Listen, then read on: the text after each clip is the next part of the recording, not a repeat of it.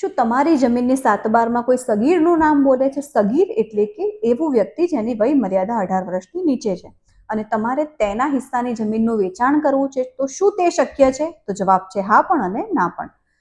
જો શક્ય ક્યારે બને કે જ્યારે પણ તે જમીન તેને એનો હિસ્સો નક્કી કરેલો હોય અને એ હિસ્સામાં જો તેના માતા કે પિતા જીવિત હોય તો તેના માતા કે પિતા તેની સંમતિ સાથે તે જમીન વેચી શકે છે.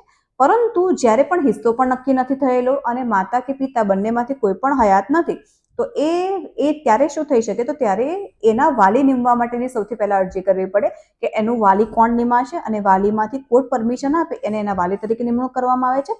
અને જ્યારે વાલી તરીકે નિમણૂક થઈ જાય એ પછી એ જમીન વેચવા માટે એના ખાતામાં જેટલા પૈસા છે, ક્યાં કઈ જગ્યાએ મૂકવા, એફડી કઈ જગ્યાએ કરવી, કેટલી અમાઉન્ટની કરવી, એ બધી રકમની આખી નિમણૂક જે બધું હોય છે એ કોર્ટ નક્કી કરતું હોય છે. કોર્ટ નક્કી કરે એ પછી આખી આ કાર્યવાહી થઈ શકતી હોય છે અને સગીરની જમીનનું વેચાણ પણ થઈ શકતું હોય છે. આવા અલગ અલગ મહત્વના જમીનને સુસંગત, જમીન તથા મિલકતને સુસંગત વિડીયો આપણા આગળ પણ ચાલુ રહેશે. જય ભારત, જય ગરવી ગુજરાત.